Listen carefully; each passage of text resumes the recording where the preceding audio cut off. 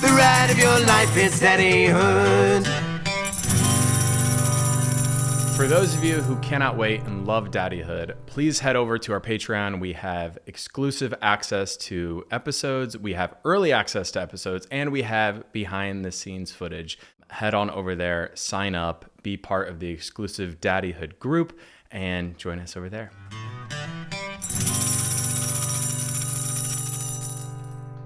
Welcome back to Daddyhood. As you know, I am on my path to parenthood. I am joined by my friend, Max Lugavere. Max, welcome to Daddyhood. What up, Colton? Thanks for having me.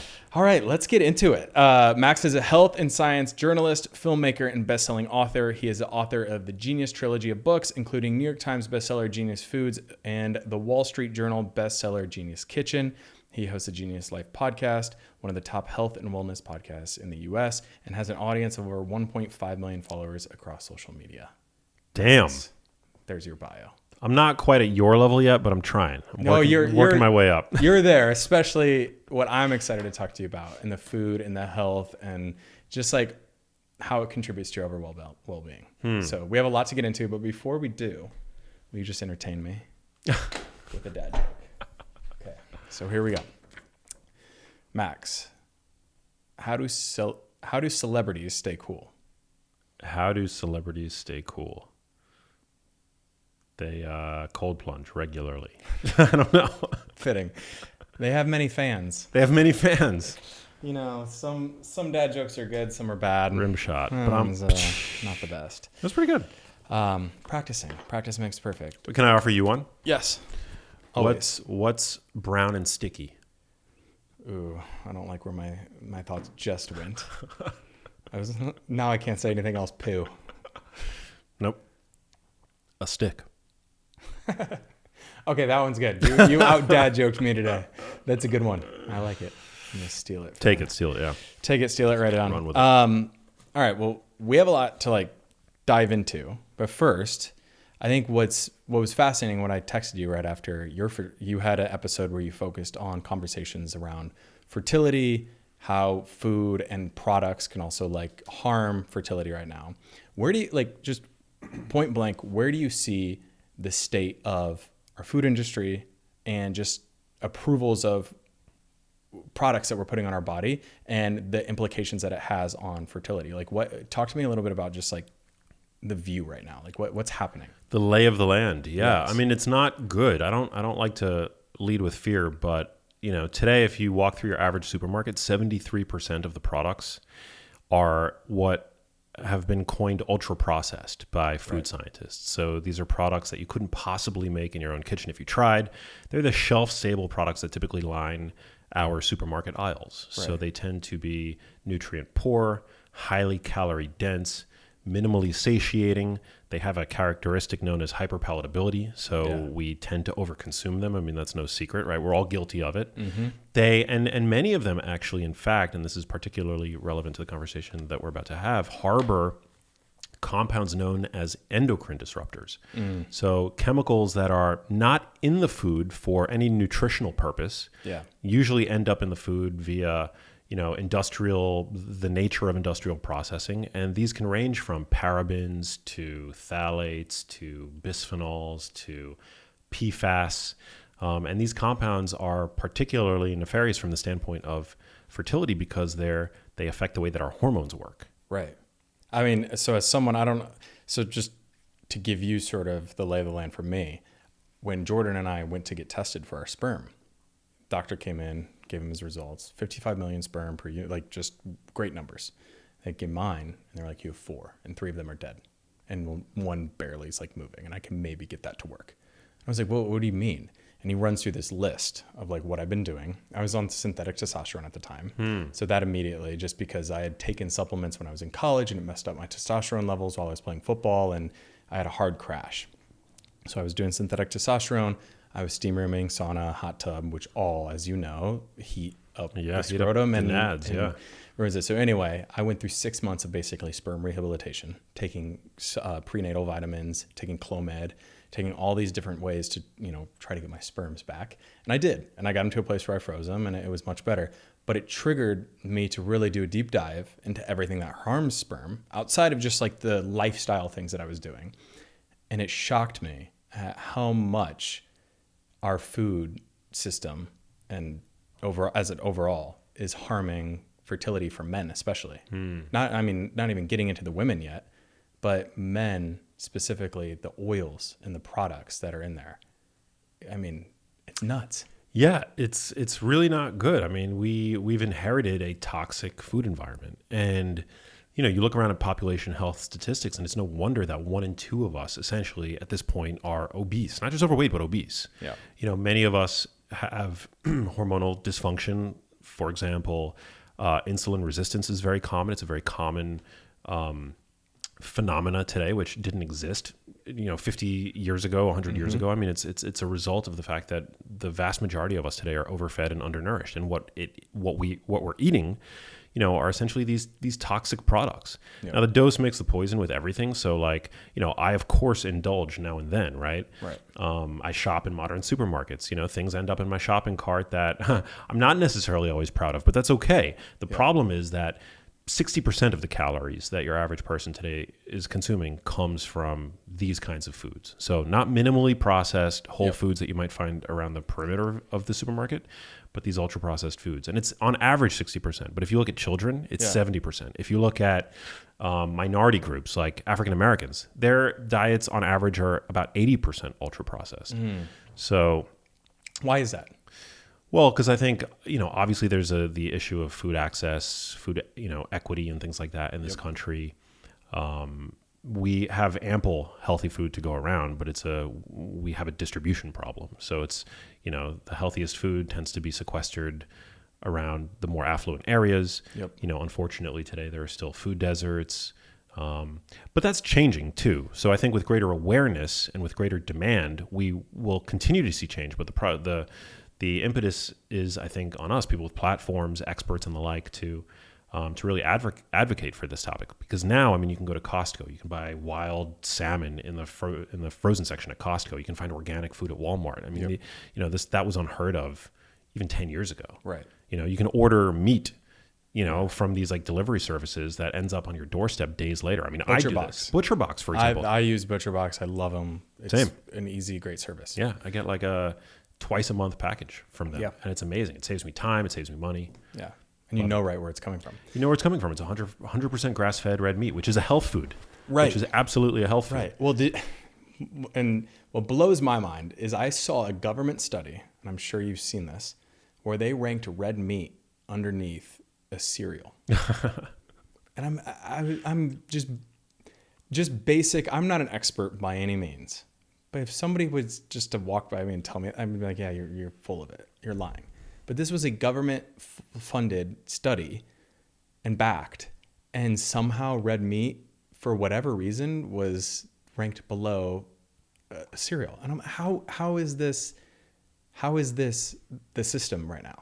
Yeah, well, there's still a lot of propaganda, I think, with regard to the healthfulness of animal source foods, and the dietary guidelines for Americans has long underappreciated the nutritional value of red meat. When I was being raised, we had the food pyramid, right, which has been retired, thankfully. What it's been replaced by is not much better. But the food pyramid, because you're talking meat, dairy, carbs, like that pyramid that we all saw in at the base of the food pyramid, 7 to 11 servings of grain products a day. Right. If you you can go to Google Images and search the food pyramid, and you have it's an illustration, and in that lower rung of the pyramid, which of course these are the foods that we're supposed to eat more frequently. It's like bread, loaves of bread, and grain products, pasta, things like that, cereal. Yeah. And that's not, these foods are okay in moderation, right? But they're certainly not like what should be the basis of one's diet. Right. Yeah. So here's the main things I'm interested in discussing with you, because it's already come up in our household, is as we were preparing to build our family, just the nature of work and business that I'm in, I'm already getting approached by formula companies and all these sorts of things. They're like, hey, we want to do a partnership. And I always send it to Jordan. And Jordan is very detailed. This is what I love about him. I'm not. I'm more like, okay, let's get into contract negotiations and talk about it. He's like, let's look at their product list. And a couple of them that I've sent, he's like, the first 2 ingredients on this are oils. I'm not feeding our baby this. So I'm just, and not that you're in your daddy phase yet, but like just looking at the formulas even that's making it on our shelves right now. I mean, is there no regulations? Is nobody sort of overseeing what ingredients are going into our food product? Yeah, there are definitely regulations, and they are archaic. I think they are, for a formula to be, I'm not an expert on this topic, but from what I recall reading about, and the reason why I've become more interested in this is because I just became an uncle. Yeah. But for a formula to be approved as an infant formula, it has to have some constitution of like a seed oil, like soybean oil So it has to have a seed oil in order to be an infant. Is that just to push the nutrients? From what I through understand, is that how they package it? Is like through the oil is how you get the nutrients? Well, yeah. So, I mean, seed oils like soybean oil, for example, which is a bean oil, actually has some proportion of omega-3 fat, right, which is essential. So it has some proportion of alpha-linolenic acid, which is a plant-based form of omega-3 fats, but also, a huge proportion, a much higher proportion of omega-6 fats. So linoleic acid, which is, today your average person overconsumes essentially because it's become so predominant in the food supply by way of these industrial oils. And ultra-processed foods and the like. So I think the original formula that the original template by which a formula has to adhere to in order to get that FDA designation, it has to have some proportion of soybean oil or a similar plant-based, fat. I actually, and this is not like a promo in any sense, but I do have an affiliation with this company. I actually decided to become an investor because I was so impressed by their products. Yeah. Serenity Kids. Okay. So they make formula. Yeah. They legally can't, because they don't use seed oils, they can't say that their formula is an infant formula. They call it a toddler formula. Yep. But it uses only grass-fed dairy, no seed oils. Okay. That I'm. You're gonna have to send me this link. Aware of. Yeah, I will. But they're a great company. Awesome. And that's actually what I've been able to procure for my niece, who's now a toddler. So, well, I mean, as you know, we don't have breast milk, so the two of us are already sort of troubleshooting that problem. And how are we gonna? Because you could put it in your contract with your surrogate all you want. At the end of the day, if she can't pump or there's complications, you can't hold them to that. And I would never want to do that to a person either. So, we could always hope for the best, but we have to be prepared for formula from, the jump. Yeah. So. There's a phenomenal, I just want to give a shout out, phenomenal dietitian named Lily Nichols, who I've had on my podcast. She's like a very prolific author, and she's like so on the money when it comes to nutrition for mom and dad, during this process and even prenatally, but then also for infants and toddlers. Yeah. She's like, she hasn't been captured by the food industry the way so many healthcare professionals today seem to have been, and just a light in the field. That's another story. Yeah. Long one you can get into, but do you supplement at all? Yeah, I'm a huge fan of fish oil. I take like fish oil. I take fish. How much do you take? A lot, right? I take I would say, I think 1 to 2 grams a day. Of combined EPA and DHA fat. Yes. So quality is really important when it comes to fish oil, but I take about 1 to 2 grams a day. Yeah, I had the ladies, the founders of that prenatal vitamin, WeNatal is the company's name. They great. have great. I take their fish oil too. It's the best. Love it. Yeah. So, because I was just curious because I've heard a lot of food experts go back and forth on you don't need supplementation, but it's like, well, if our food quality has been changing over the years, we do need supplementation then. Yeah. Well, it also depends on like individual goals, but I think supplements are great.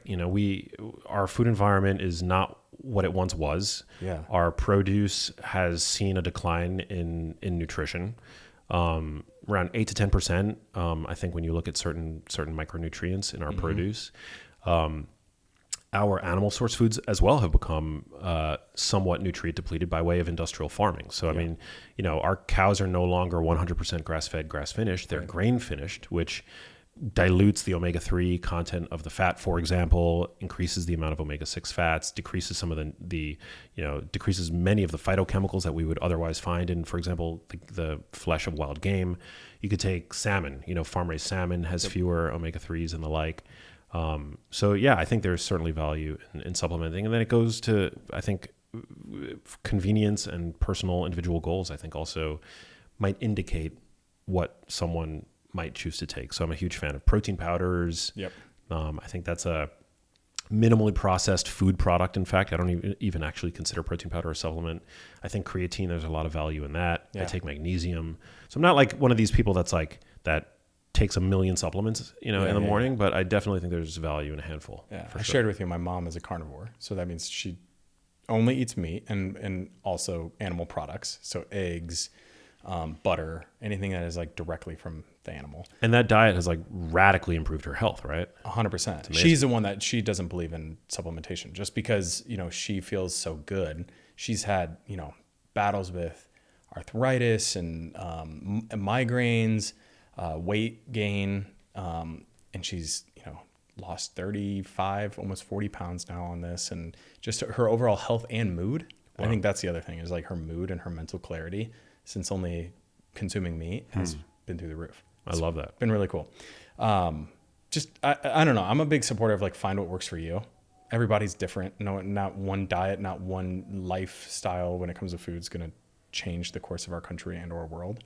So it's like just find what works for you. Exactly. Yeah. I think we live in a time where there's so much dogma and polarity, particularly in the field of nutrition. Yep. But I'm right there with you. I think you ultimately do have to find what works for you, and there is no such thing as a one size fits all diet. Totally.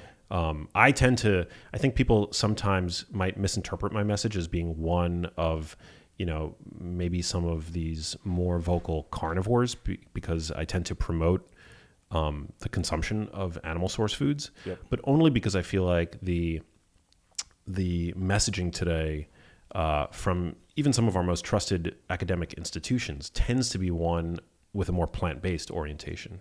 And I really think that there is merit to including animal source foods in one's diet. I think it's super, super important. I'm not saying that your whole diet has to be that you have to consume a high meat diet by any stretch of the imagination, but I definitely think some is better than none. I agree. I mean, even like the new standard at a lot of the grocery stores and places where I get smoothies, by default now it's plant protein. Yeah. And I swap it out every time I have to go do it, but that's the new default and the new norm. Well, a lot of nutrition research is funded by plant-based groups, like groups, special interest groups that stand a lot to gain by promoting this idea that plant-sourced foods are better. Yeah. Most ultra-processed foods, in fact, tend to be plant-based. Right. Plant-based foods tend to have a lot more profit. Everybody's making money. Obviously, like there's a lot of money to be made in the beef industry and the dairy industry, but you don't see the kinds of margins that you see, for example, for a new alternative to eggs, for example, or a new milk product that becomes popular. You know, like the margins are through the roof because these products are typically dirt cheap to produce. Yeah, so there's a lot of pressure, and that money tends to go into the funding of nutrition science, and that's why nutrition science, it's so weak and it's so biased. And I say that as somebody who loves nutrition science, right? But that's just the nature of the beast. I've seen that obviously firsthand as I'm doing my own research in this. But let's talk a little bit because what I love doing too is like let's talk about those other communities out there, the marginalized groups that sometimes are battling and don't have the time, don't have the money to like cycle through products in the shelves.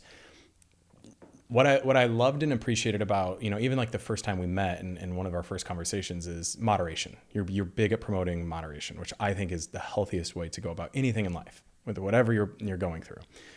How can we message to people out there of any type of game plan? Is there any structures you promote when going grocery shopping, when going out to eat? Is there any ways that you sort of operate and move through just the way you consume food and products?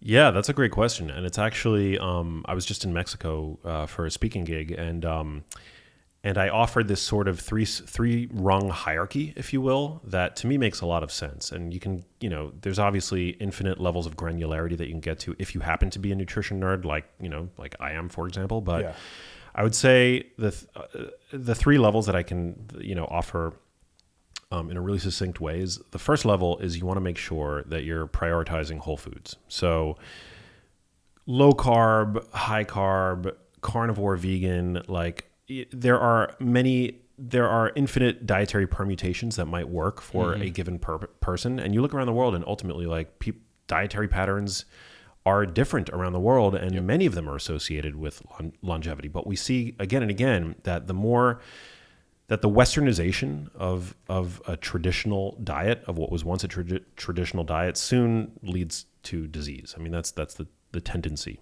Yep. And so what is a Western diet? It's a highly processed diet. So the more you can, the first rung of the ladder is the more you can stick to a diet that's minimally processed, that's comprised primarily of whole foods, you're going to be eons ahead of the game compared to your average person who's, again, their diet is... When you say processed, just for clarity for people out there that are like maybe new into the nutrition, you're talking meats, fruits, vegetables. Yeah. Nuts, seeds, fish, eggs, red meat.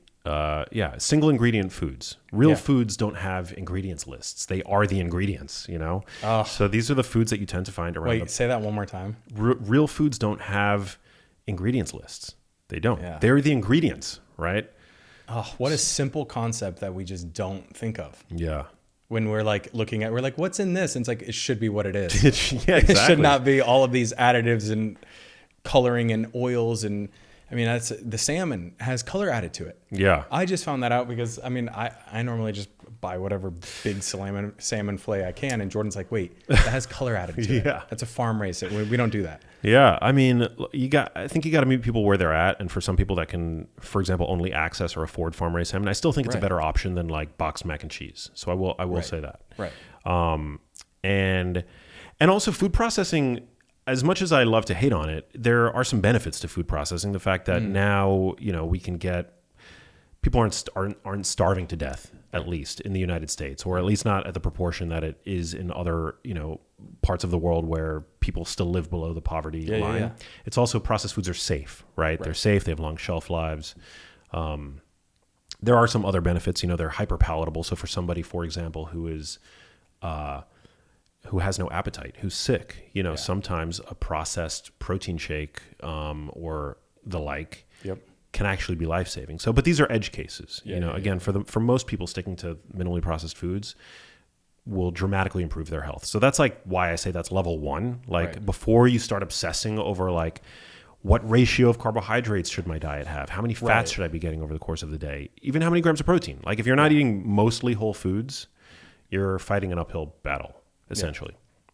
And so one step down the ladder, getting to like the next level of importance, that's where I say integrate a mix of both animal source foods and plant-based foods. Got it. I think veganism is suboptimal.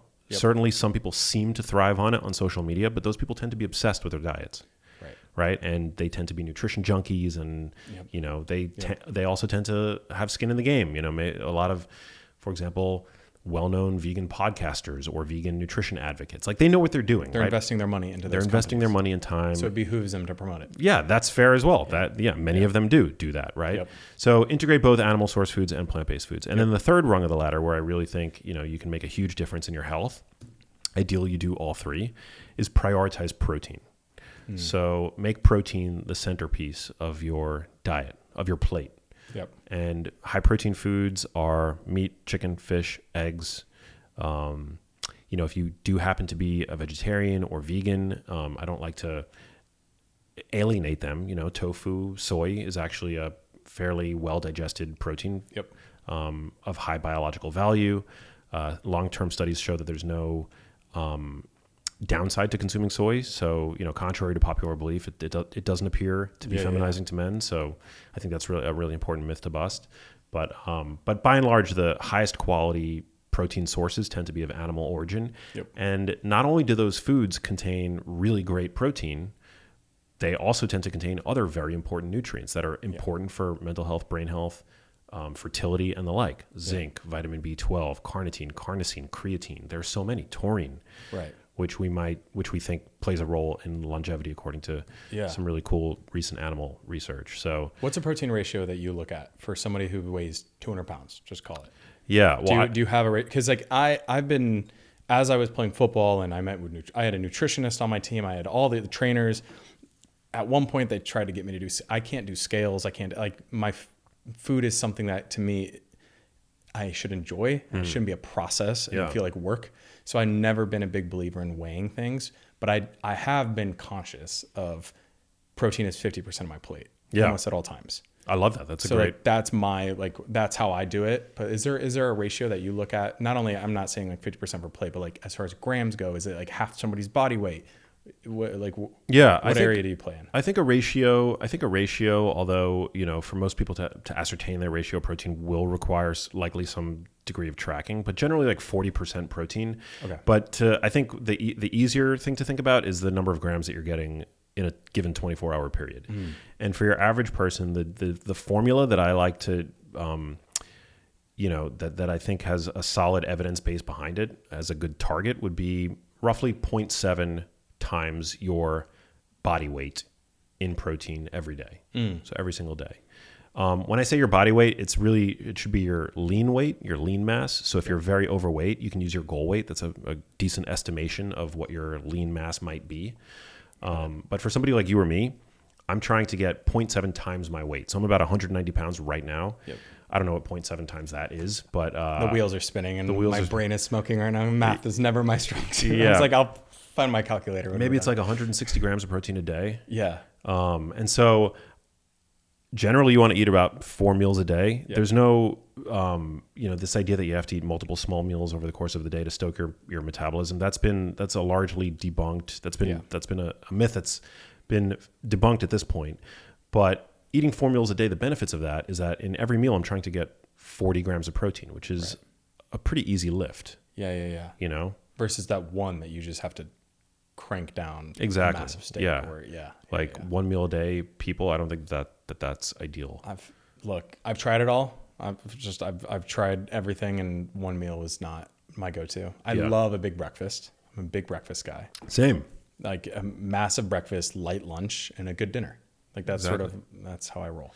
Yeah. I mean, if I'm eating lunch at around noon, which is fairly typical for me, and my dinners tend to be around 7 p.m., somewhere between noon and 7 p.m., I'm going to want something else. Like I'm going to be hungry midday. And so that's where that fourth meal for me fits in. And I'm trying to get about 40 grams of protein in that fourth meal. Amazing. And have you ever fasted?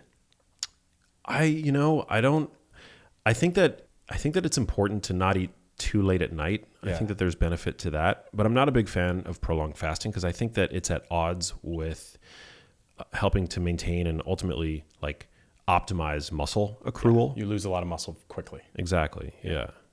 So I'm not a big fan of, I don't think there's any necessity to fasting. If it's a tool for you that works, great. Some people swear by it as a means of calorie control, and I think that's great. Yeah. But there's nothing magic just about a good, I think, mental reset too. Exactly. Food plays a big part into, I think, a lot of people's mental health as well. I mean, obviously the supplements, supplementation, but yeah, just to feel hunger. Like most people don't. Most people are like, it's just like it's like another weird challenge that you can have for yourself that like you feel good and accomplished about doing. Yeah. So if it works for you.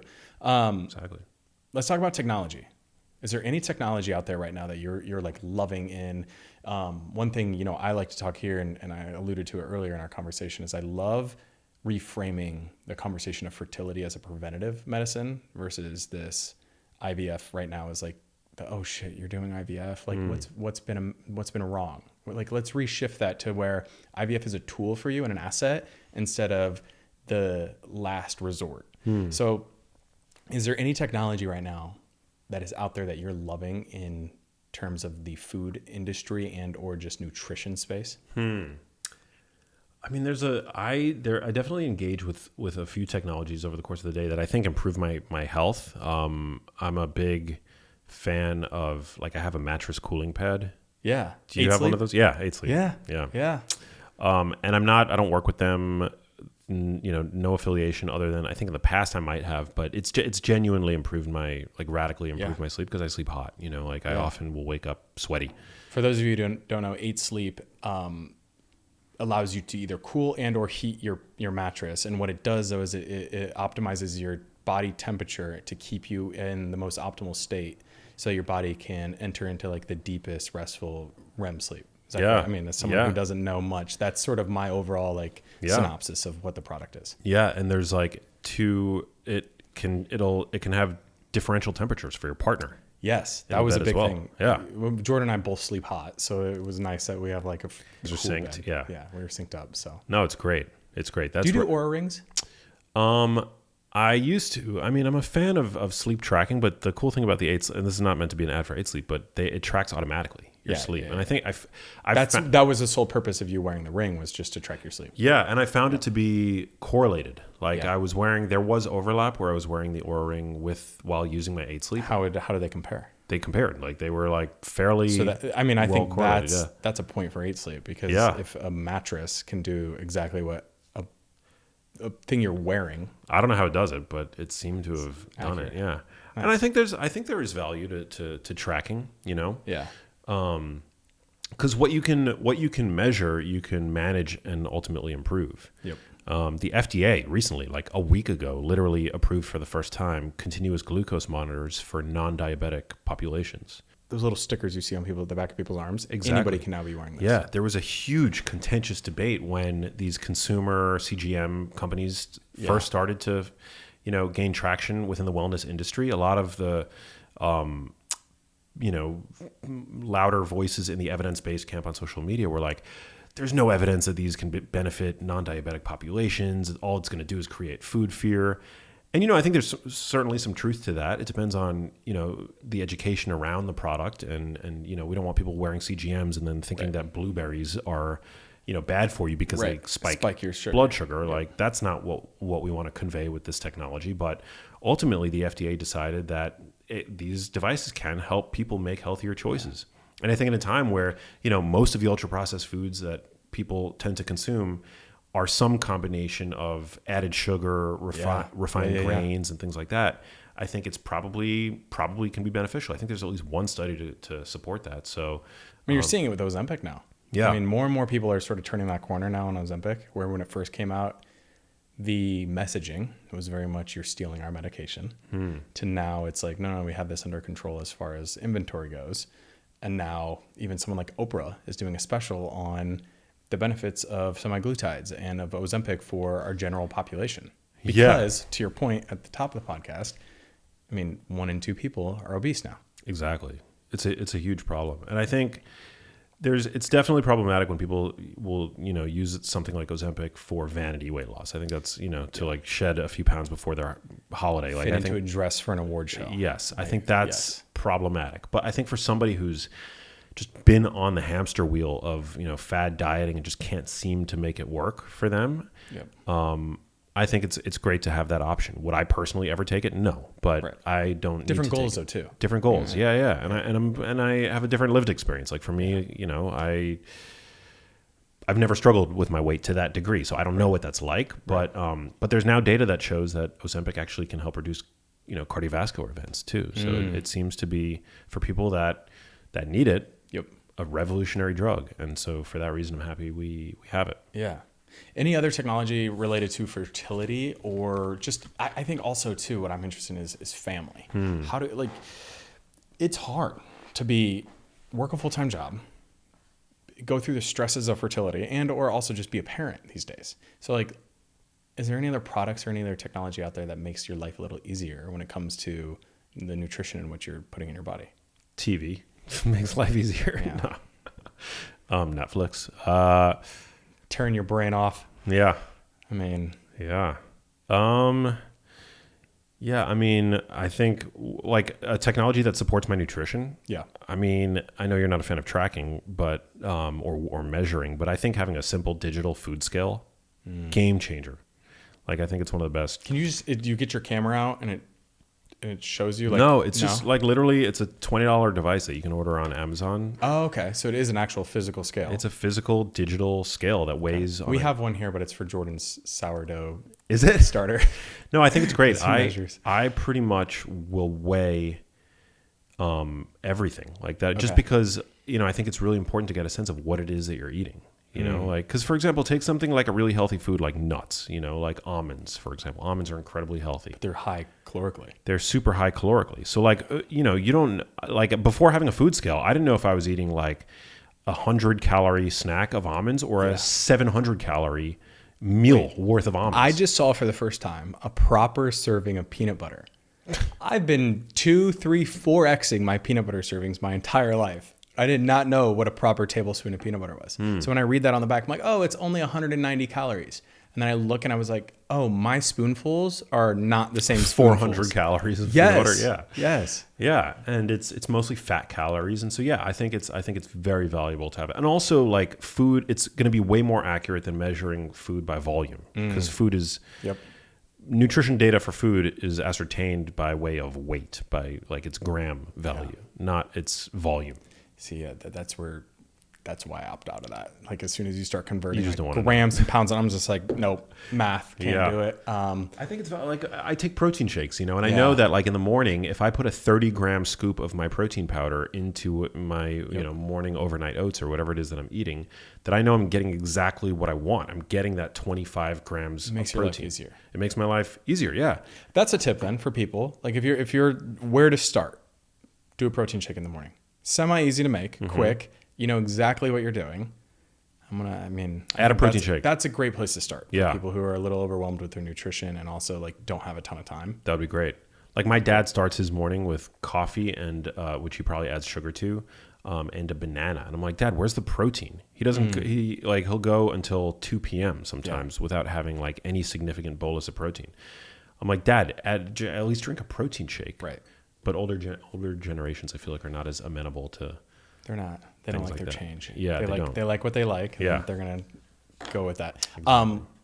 We have some true false questions I really want to get into with you. Let's do it. So you have the first 4 for me, and then I'm going to pick up with the last 4. So I'm going to let you ask them to me Okay. first and see where I'm at. Okay. Cool. I love this. All right. First one.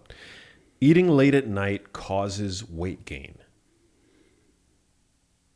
The reason why I'm going to say true is because in college, I ate a bowl of oatmeal and peanut butter before bed every night per my nutritionist and my trainer's recommendations.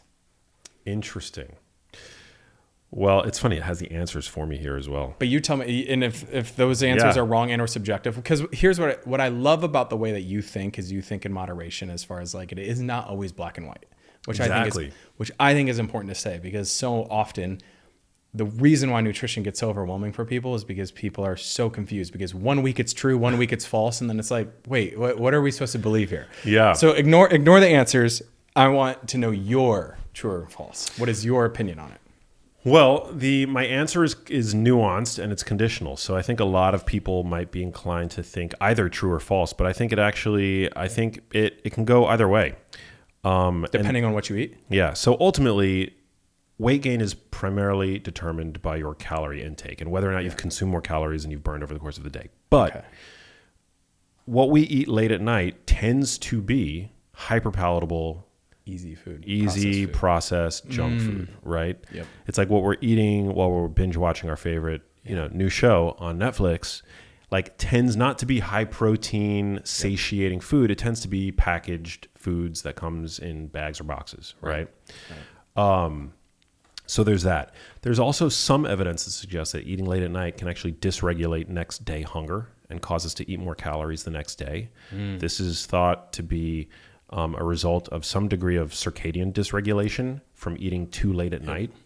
So again, ultimately it comes down to your calorie intake over the course of the day, but eating late at night is generally not a smart idea from the standpoint of weight loss. Yeah. Now, are there high protein, healthful snacks that you can eat late at night if you're hungry? Of course there are. You just want to be mindful of that. Right. And not do it every night. And not do it every night. Got it. Yeah. Great one. All right. Next. Drinking 8 glasses of water per day is essential for everyone. I feel like this is like one of those. That's why I was a poor test taker. I feel like it's a trap question. Is it supposed to be more than that? But I think yes. Anytime you can drink water, it's supposed to be healthy. Yeah, that's right. It's important to be well hydrated. Yeah. But the statement is false because everybody's different. So, people that live in dry climates, that are exercising vigorously. Altitude, all sorts of things. Yeah. And also you can also eat your water, which I think is a smart strategy as well. So fruit, even animal source foods have significant water in them. So, and that's actually part of the reason why whole foods are more satiating than processed foods. Interesting. Ultra processed foods, they hold more water. They have more water. Yeah. Because water moisture impedes shelf stability. Wow. Right? Yeah. So, yeah. Love that. Incredible. I love this. Next, you can boost your immune system with vitamin C supplements.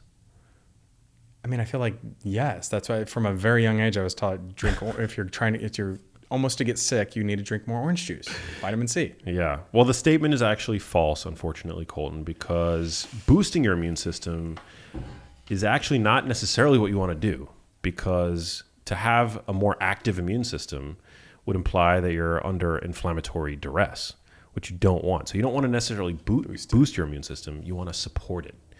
And vitamin C can actually help support your immune system along with a number of other, So boost there is what makes that statement boost. false. Yes. But that's more semantics. I don't really care. Know. Some people get really hung up on that on social media, like especially within the evidence-based community. Yeah.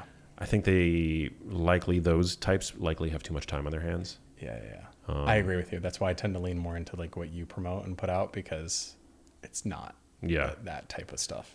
There's so much tribalism on social media today, and dogma and like credentialism and like the defense of one's credentials. I'm like, I don't care that you have a PhD in immunology. Like, let people, if it's going to get people to consume more vitamin C, rich foods, go for it. Yeah, get a hobby. Exactly. Okay. Stretching before exercise prevents injury. I mean, exercise in PE class 101. Yes, true. Well, you're dynamic stretching. Yeah, you're the athlete, so you would actually know more about this than me. I would not pretend to be an expert in this field, stretching, as a means of injury prevention. But the data allegedly is that it is not effective. That dynamic, like doing the movement itself, like warming up, is actually more effective than stretching, if I recall correctly. Just starting at a lighter weights, lighter reps. Yeah. Warming your body. Just warming your body up. That makes sense. Yeah. Look, you do. I mean, you do warm up reps too. When you get in under the squat bar and for bench, you don't just start with your work sack. But I think with like mobility and just, stretching feels good. Once again, it's goals. Yeah. I'm not gonna go bench if I want to be flexible, because that's like gonna muscle bound my body. Exactly, and being hyper flexible can imply instability. Yeah, it's hard on your joints too. Yeah. Amazing. Well, now it's my turn. I love it. I'm not as educated on all this, so I'm gonna have to stick to my cards here. But you're the professional athlete here among us. Yeah. So there is some lived experience. There is lived experience. I'm a big fan. I will just go on record. I know that statement said false. I'm a big fan of stretching for the mental aspect too, because you can't just get into it. You have to sort of warm your body and your mind up of like working and like firing. There's so much that goes into it. It's like a sports car. You can't just like turn on the car and go 200 miles per hour. You see the drivers taking them out and warm up laps and getting it ready and checking all the systems. Like that's what I use stretching for, is like a systems check. If my hip is hurting, I'm going to go warm up my hip more than what I normally would on a normal day. Right? So just like making sure you're sort of in tune with like what's going on in your body. That's why I like stretching, because it sort of like calls out what's wrong. Yeah. And you can focus more attention there. Word to the wise. Love it. Anyway, I'll get off my soapbox now. Carbohydrates are bad for you and should be avoided. False.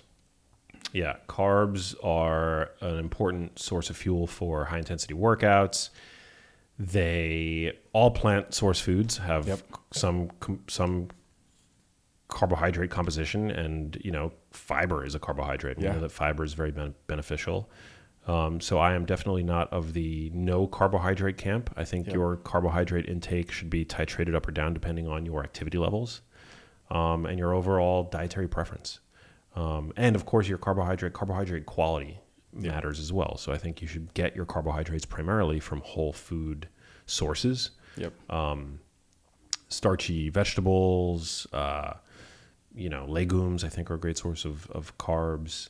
I think, grains in moderation can be okay, which is not something I would have said 5 years ago. I think I've really kind of warmed up to like rice and things like that. I think can be great as a means of helping to support your exercise goals at the very least. Sweet potatoes. It's my go-to. Love them. They're amazing. Going outside with wet hair will make you sick. Ooh, that's interesting. I'm not sure, but I think maybe because don't you lose a lot of heat through your head? Yeah. Isn't that what they say? I thought so too, because then also it's not good to like go back and forth between hot and cold temperatures. This one is false, though. It says being outside with wet hair does not directly cause illness. Illness is typically caused by virus or bacteria and not by being exposed to cold temperatures or wet hair. However, being cold and wet can make you feel uncomfortable and be more susceptible to catching a cold if you're exposed to viruses. Yeah, well, that makes sense. That does make sense. Yeah, obviously, wet hair is not going to like cause a bacterial or viral infection, but yeah, it can make you more susceptible, maybe. Yeah, it sort of throws your immune system off balance. Yeah, I mean, that's not my wheelhouse, but like, I learned something new today. Thanks, Colton. You should always aim for 8 hours of sleep per night. It's more of a range, I think, like 7 to 9. But yeah, generally that is kind of like the sweet spot if you want to talk averages. But like 7 to 9, I think, is a good range. Everybody's different, and people tend to require less sleep as they get older. Is that because they figured out how to operate, or and they don't have the time, or? You know, that I couldn't tell you, although there is some degree of circadian dysregulation that just tends to occur with old age. There could be, less light reaching the light sensing proteins in the eye. That could be to blame. I remember writing about this in my second book. There could be just higher levels of just low grade and chronic inflammation, which can impede sleep quality. So I'm not saying that it's normal to require less sleep as you get older, but that seems to be typical. Yeah. I think, well, let's hit on that too, because I mean, you did talk about it in your book. And one thing that I know a lot of experts actually talk about is within the first 15 minutes of you becoming awake, getting natural sunlight in your eyes. Yeah. Yeah. I mean, there's no like magic formula, but it's just generally important when you wake up to let your brain know that it's daytime. And this occurs because light, the ambient light of the sun, historically, enters our eyes and activates proteins called melanopsin proteins, which then interface with a part of the brain called the suprachiasmatic nucleus, which is like housed in this very primordial part of the brain called the hypothalamus. So it's like, the brain kind of has grown outward as we've evolved as a species, but the hypothalamus is like deep in the brain, and it's responsible for like our most primordial drives to survive, when to sleep, to procreate, hunger, things like that. And so the chief time setter for that part of the brain is light exposure. And so when you wake up, you want to signal to your brain that it's daytime. So you want that bright light to enter your eyes. Amazing. Yeah. Generally, I started doing that. Jordan and I started doing that. Cup of coffee, walk outside, get eyes. It's just. I mean, like when I wake up, soon after I wake up, I just walk over to my window and I like open my blinds, and I just maybe I'll spend a couple moments in bed checking my emails while the ambient light is coming through. The windows. That's sufficient. It doesn't have to be some like big song and dance. Right. But I think, and then I can imagine there's a lot of men and women out there right now listening and rolling their eyes, being like, I'm just trying to survive in the morning, let alone go outside. Well, that's fair. I get it. But a lot of people will also, they'll leave the house with sunglasses on, for example. So just don't do that. Yeah. Great point. Yeah. Great point. Okay. Organic foods are always healthier than conventionally grown foods. So this is very controversial, but generally from a nutrition standpoint, there is no major difference between organic and conventional. It depends nutrient to nutrient. So some, conventional might have higher levels of nitrates, which we know is beneficial from a cardiovascular standpoint. Organic might have higher levels of certain vitamins, for example. But when you look as a whole, there's no major nutritional difference. I will say, though, that with organic, you're limiting your exposure to synthetic industrial herbicides and pesticides, and I think there's value in that. I think if you can't afford or access organic, then it's not a big deal. Like it's still better to consume fresh fruits and vegetables as compared to avoiding them. Right. But I want less exposure to these industrial pollutants in my body. And so there's some evidence that suggests also that organic has lower levels of certain heavy metals like cadmium. Yeah. So generally, my rule of thumb is if you're going to eat the skin or the peel or the leaf, you want to ideally opt for organic. But even myself, somebody who knows this, and I will only generally bring like organic dark leafy greens into my house, and I try to buy organic berries. If I'm out at a restaurant, for example, or if I'm traveling, the restaurant I'm not going to ask. No, I'm still going to eat the berries and have a salad and and the like. So we can't major in the minors. We want to major in the majors. Love that. And so eating fruits and vegetables is generally wise no matter where you're getting it from. But as a general rule of thumb, I like to practice the precautionary principle. And so I like to reduce my exposure to these industrial pollutants, because I know that ultimately one day, if the science ever finally settles and I get sick, that Bayer's not going to have my back, Right. you know? Right. So I'd rather just kind of do what I can. And some people might say, oh, appeal to nature fallacy. But again, those people need to get a hobby, I know. you know? It's become more and more obvious. You know, money is playing a big factor into a lot of these studies, and both in the food industry and also just obviously a pharmaceutical industry as well. So Yeah, people will say that, like, for example, glyphosate is the most tested substance, one of the most tested substances on Earth. And that's fine, but there's also publication bias. There's a lot of vested interest into making sure that glyphosate, right. People don't realize. They don't get to see who's sitting on those boards, who's also making these, writing these checks, making these decisions. Yeah. So, like, even without fear-mongering and making crazy claims, which, like, I just don't, you know, I'd rather not give those corporations the benefit of the doubt. Right. You know, we've made mistakes in the past. I mean, we used to put lead in our paint.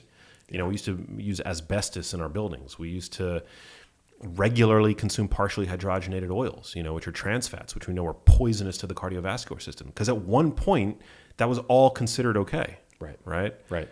So I just think we've messed up too many times in the past, and it's like, you know, fool me once, shame on you. Fool me twice, Shame on me. shame on me. Wow. Yeah. Well, thank you for joining me. This Thanks for was having me. incredible. So fun. We ask all of our guests before they leave us with some words of wisdom. Could be a saying, could be a quote, could be just what you think's going on in the world right now, and just leave us with something to think on, something to motivate. We'll go from there. Man. Well, I think, you know, in this crazy time that we live in, I think it's really important to just be your most authentic self, and to be brave, and to ignore the haters. You know, I think everybody today, anything of merit at some point is going to garner criticism and hate on social media. Yep. But you have to remember that there are people that hate pizza. There are people that hate Disney World. You know, there are people that hate Mr. Rogers. Right. And so I just think to do anything of value in this world, you have to kind of stick your neck out occasionally. That's what I've done over the course of my career. And I get criticized all the time, you know, but it's just, that's the consequence of having a platform, I guess. And you just have to accept that, and ultimately know that the world needs your voice. Yep. And and you can't let that limit you, that fear. Love it. Yeah. Lean into it, actually. Yeah. Great advice. Thanks, man. I've been trying to do that too, because it's like how boring this world would be if we all thought the same things, did the same things, wore the same things. Yeah. It's like that's not really a life. Yeah, if you don't want to be criticized, like, become a librarian or something, you know? Right. But I think to make a difference in this world, to make an impact, you know, there are always going to be haters. And I think that's okay. It's fine. You can't let it get to you. Amen. Yeah. Thank you for coming on Daddyhood. That is a wrap. Thanks, Colton. Sweet. The ride of your life is Daddyhood.